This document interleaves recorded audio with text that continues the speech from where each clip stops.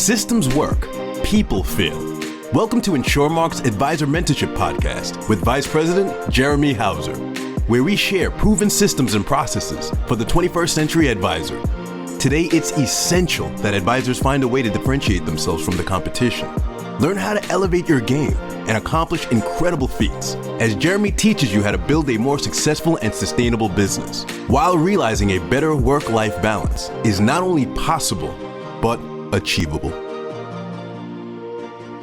With the annuity industry being up substantially already this year and June being National Annuity Awareness Month, what a time to be in our industry. Welcome to the Advisor Mentorship Podcast. I'm your host, Jeremy Hauser, and I have a very, very special guest on this week's episode. I'd like to welcome successful entrepreneur and co-founder of Annexus, Ron Shurts. How are we doing today, Ron? Good, Jeremy. Thanks, buddy. Thanks for having me on. Sounds like we'll have a little fun here for a bit. Appreciate you taking a couple minutes out. So for those that might not be aware of who Annexus is or who Ron Shurts is, you mind sharing with the audience a little bit about your story? Yeah, I mean, Ron Shurts is just a dude, right? We've had a pretty good run. I think one of the things that I talk about, Jeremy, when I do speaking engagements, and people talk about where you came from, how you got to where you're at, and one of the very first things I talk about is the last time I actually got a W-2 from somebody, I was 16 years old putting up chain link fence.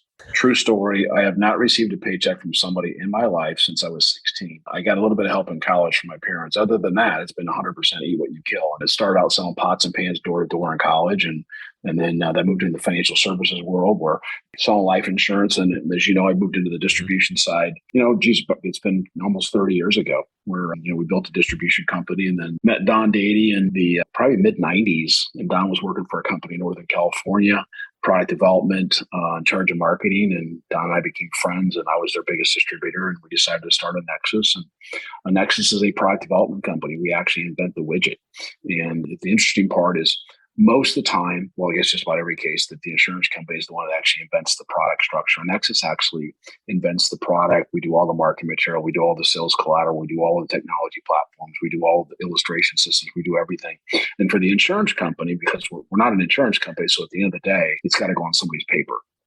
And so what's great for the insurance company is they can have a whole new distribution arm without adding additional actuaries, without adding additional marketing people, without adding additional distribution, and we can bolt on. So, and we'll talk more about kind of the success we've had with Nationwide, how they started with us, and what our business has grown to. So, I think probably the long and the short of it is we're a product development company. We invent the widget. We're not an IMO. We're not a BGA. We're not an insurance company. So that's kind of a little combination of Ron and Annexus. Good stuff. And so, do you think? So taking it back, what was it 15 years ago, or when did Annexus when did y'all start to distribute product? Was it just year-wise 15, 16 years ago? Yeah. So we actually started Annexus. Technically, we started Annexus in January 2005. And it took us 15, 16 months to get our first product on the street. So that puts us in the spring of 2006 to launch our very first product. And as you know, Jeremy, we had a limited distribution model, which we still have today. Not everybody gets access to our product. And we went out and hand selected a handful of distribution partners that have access to our products. And it's been a successful run. We launched our very first product in 2006, probably a little bit more of a complicated credit methodology than normal. But our very first calendar year was 2007. We did $1 billion. And then this year we'll probably end up somewhere in the $7 billion range. So it's been a pretty cool little run for a while. So yeah, it's been about 16 years. Nice. And so a lot to unpack. So we'll jump into a little bit about the product side of things, but I did not know that story about 16 years old. So as an entrepreneur, what do you opening up multiple businesses, owning multiple businesses? So what do you find to be some of the most rewarding parts of owning a business? Well, I can tell you this, that there's a lot of preneur and entrepreneur. Just for anybody that wants to try it. So it's definitely, it's the only thing I understand. I know nothing else. And I have approximately 40 companies of variety.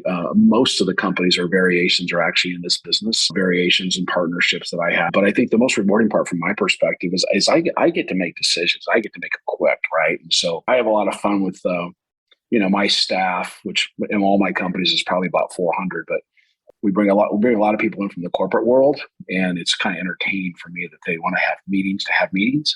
And, I say we're going to get in here and make a decision. We're going to make it now. And we're not going to leave the meeting until the decisions are made. So we get to make quick decisions. As you know, I've had a really, really great run. It's been incredibly successful. But at the same time, you got to take the heat when the heat's, going down too. So that's kind of my strength is I want the ball when things get tough. I want to make the call and be responsible for the loss and for the win. And fortunately, I've been able to win more than I've been able to lose. I'm just, you know me well enough. I just think that way. It's like, let's just go get it done, and let's get it done yesterday as opposed to waiting. Because back in the day when I first started, I never got paid. I never could figure out how to get paid when I wasn't successful. Mm-hmm. Unlike the corporate world, right? You get paid. You might get fired sooner or later, but you get paid. You get to pay your rent next week. I didn't back in the day. I couldn't book a flight more than 2 days in advance because I didn't have the money to go. And so when you're making decisions like that, it's completely different. So I just never could figure out how the heck you get paid unless you could win. And so that's the panure of the entrepreneur, right? Mm-hmm. So that's the fun part for me. It's just been really just to go out and win. And the most challenging, what would you say outside of, Ron today, what's the most challenging? 40 business. Yeah, that's fair.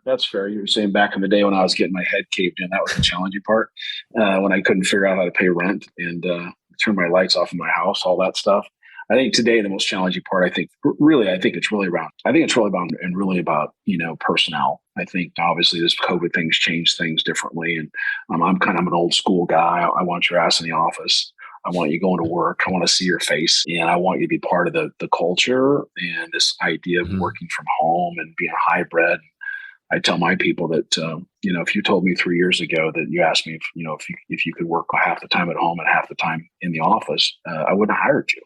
And all of a sudden now it's kind of changed. So, there's companies that have taken a pretty strong, line where they won't let you work from home, and companies that have taken the opposite because they've attracted talent. So I think that's probably the biggest challenge today is finding people that want to be part of the culture. And I kind of tell people that, look, if that's the most important thing for you, that you work from home or not work from home, we're probably not a fit. I want the most important thing from you as an employee to be, how can I get up the top of the food chain? How can I move? How can I have successes? How can I make more money? How can I win more? As opposed to I'm more concerned about being at home. And so those are the challenges. They're not huge challenges.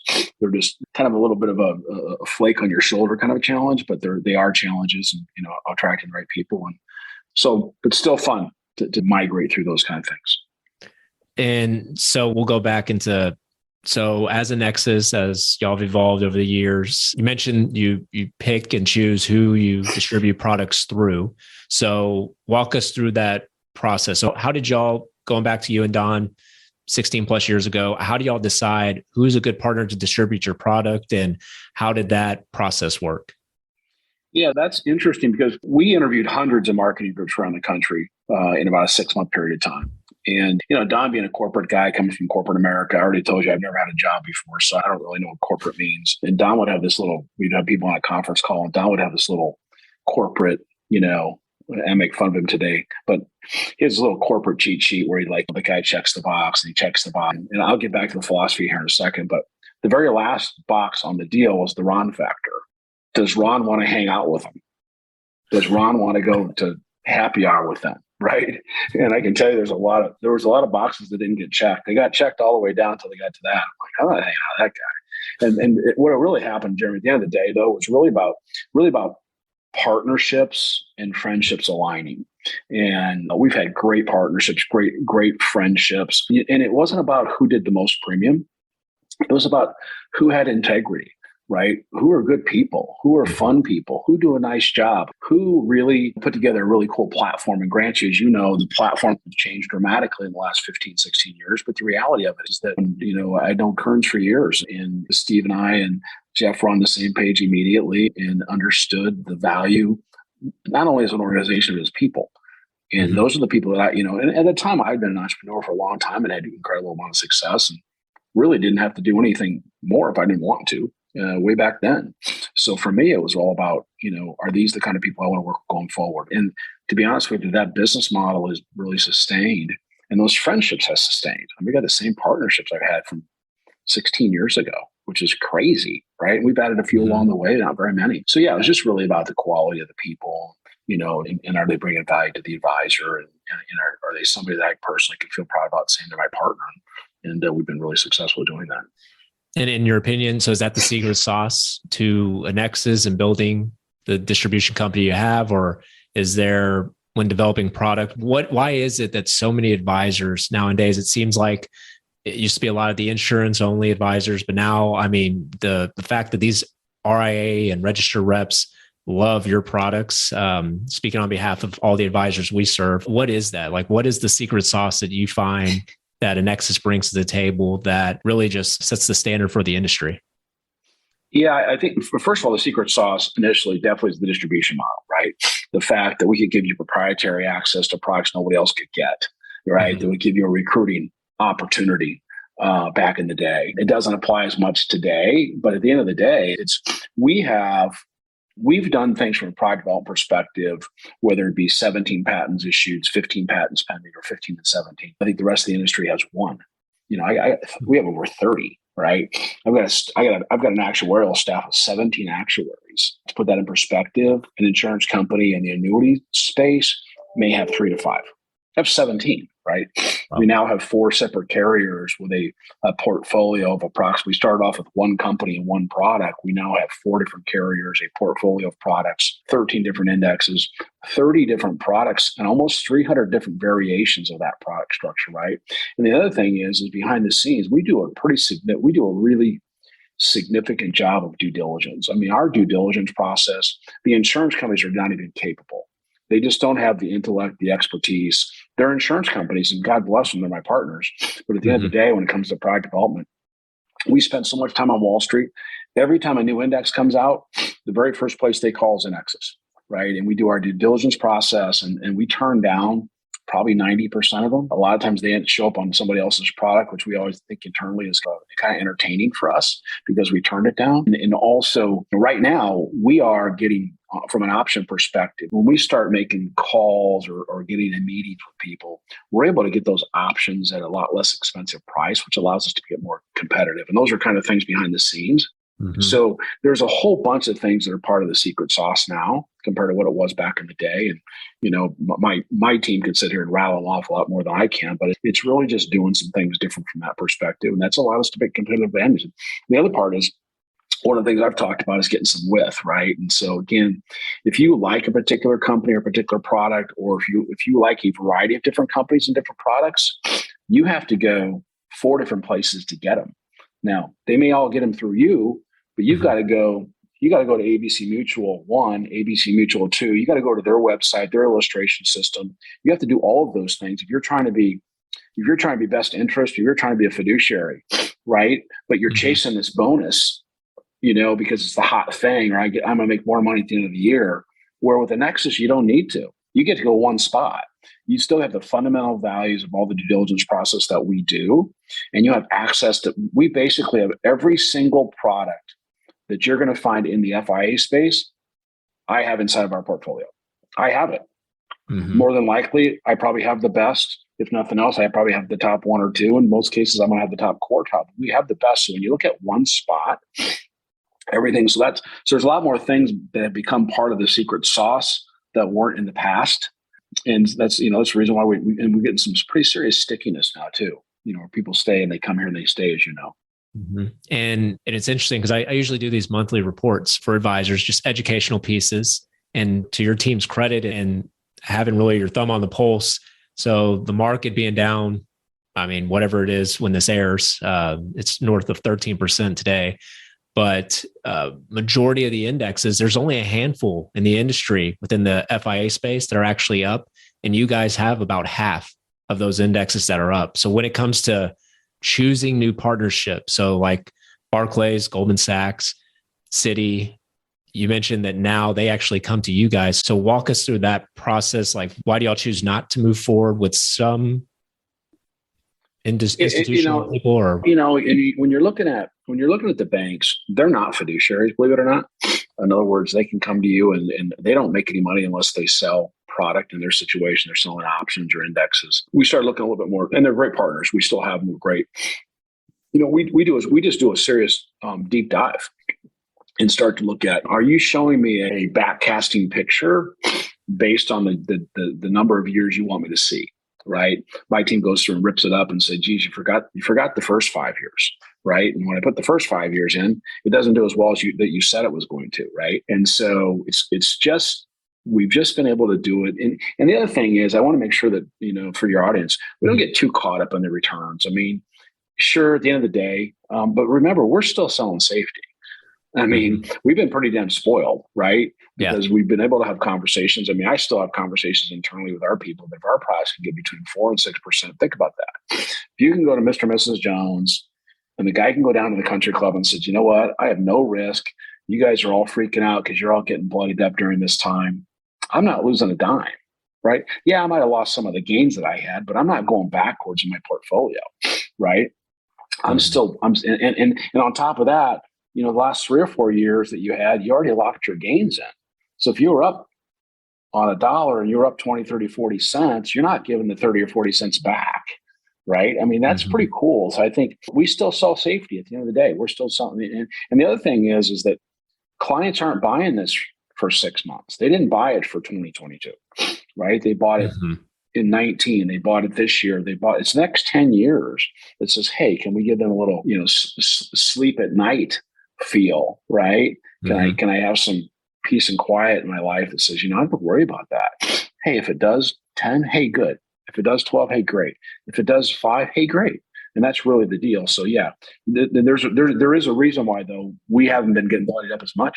And that's kind of part of that due diligence process I talked about earlier, and also talked about how we've been able to buy the options, better. And who do you find today, as y'all continue to grow, who are the right advisors? Who do you find is probably the ones that are just now starting to recommend Annexus products in the portfolio? Or have y'all ever taken a step back to see with the annuity industry in general, who do you feel are the advisors that are just starting to get into the recommending y'all's products for their clients' portfolios? Well, that's actually a good question. I think you still have the insurance guy, and I definitely don't want to put him in a lower box because it's not, right? It's the guy that's chosen to do that and does a really nice job. And I think we've been able to take some pretty sophisticated products and actually dumb them down to the point where an unsophisticated advisor can have a legitimate conversation with a client about it, number one.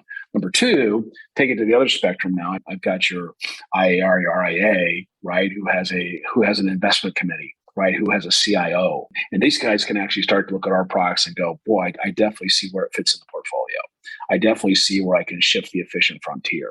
I definitely see where I can de-risk the client's portfolio and still have a better opportunity for some upside, whether that's 5% of the portfolio or 30% of the portfolio. So we're all over the place. We've designed products specifically for that. One of the things that Jeremy, in our product, we'll have 4 different indexes. And we've got 4 different blends, and they're global. Domestic, they're variations of that. We have different kinds of brands. And so we can, on our Athene product, our nationwide product, we have 4 separate indexes.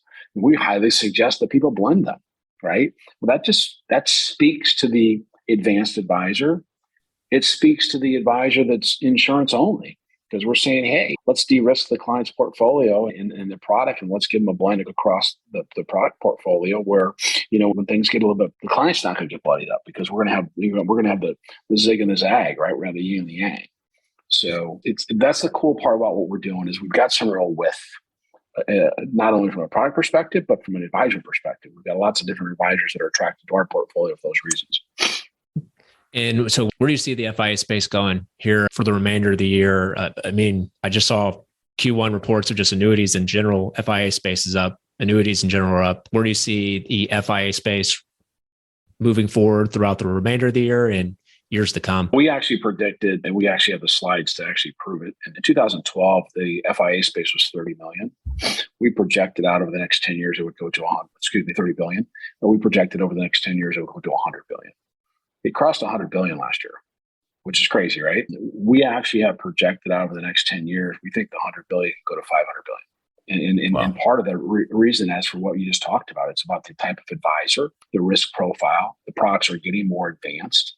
Back in the day when FIAs were 30 billion, VAs were over 250 billion, right? It's completely flipped, as you know. Right? Now FIAs do more than VAs. Why the hell would you go spend the money for a VA? And why would you go spend all those fees when you can get something that's going to be probably outperform it with a lot less risk and a lot lower fee. So we just think there's going to be an explosion in the next 10 to 12 years if these products continue to grow and continue to have some fun with.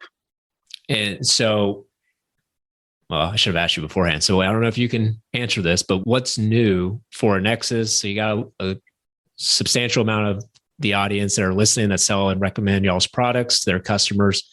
Is there anything on the horizon that they could be looking out for? I know you guys are always innovating and creating something. Is there something that is in the fold here in the near future for 2022? Yeah, if I told you, I'd have to kill you. Exactly. So, there's just tons of stuff going on. I just got off a meeting just for this call with my executive team, and we spend an hour just kind of updating everybody on what's going on. But there's definitely some different crediting methodologies that we're working on. There's some new indexes that we're coming up with. There's some different durations.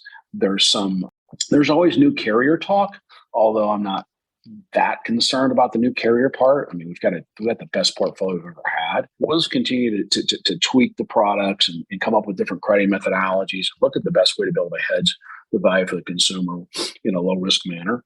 And so, yeah, new stuff continues to happen. I mean, we just added Goldman recently, and as an advisor, we love all of our carriers, but if I was in front of a client, I'm having a nationwide conversation, I'm having a Goldman Sachs conversation at the same time. That's just kind of a no-brainer, right? And you're having Citi conversations, you're having Barclay conversations, you're having Schiller and Siegel conversations, and the client's like, "Who's Schiller?" Like, well, let me Google him for you real quick, right? Mm-hmm. Who's Siegel? Let me Google that for you.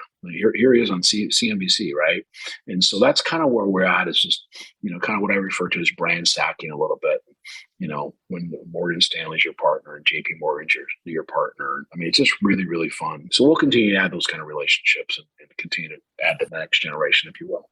Love that. And is there anything that we have not discussed or words of wisdom you like to share with the audience? You know what? I really don't. I think we're looking for some magic from me. I think the magic's already happened. I just think that, if as an advisor, if you're doing the right thing, mm-hmm. That's just huge to me. One of the things I talk about consistently too, Jeremy, is I talk about when advisors talk about growing their business, I always talk about how do you do that? Let's just take the advisor. I'm not talking about, hey, I've got 10 people in my office that all work for me, I'm going to add a couple of advisors. But if you're an advisor and you've got your team, how do you grow your business over the next 12 months, right? Well, the reality of it is you only have so many hours in the day, mm-hmm. right? In hours in the week. And there's only so many things you can do. And there's only so many people you can get to your seminar, fall back up on after your seminars and follow up on the people. Where you're going to grow your businesses is when you're part of the Annexus portfolio.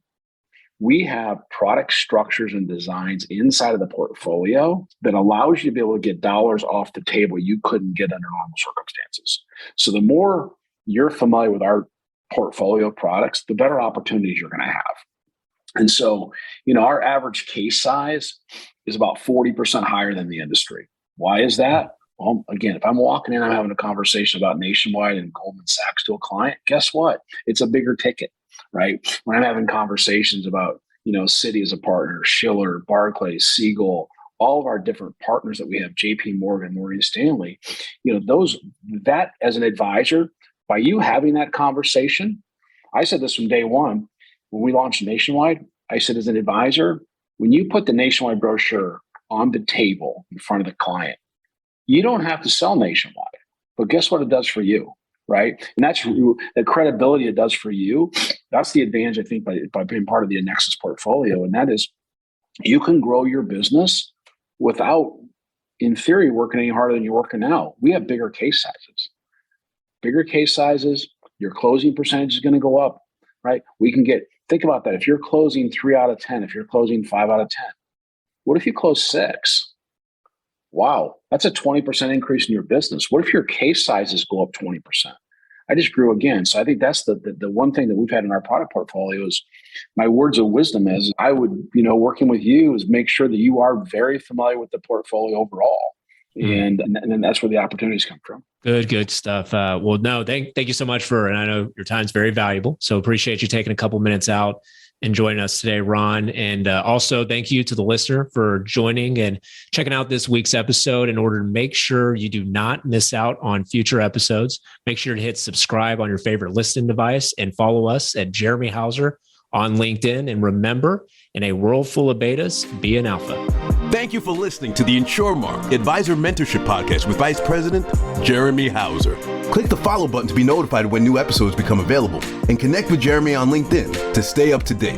If you would like to request our introduction kit, feel free to check out www.advisormentorship.com and click on Learn More.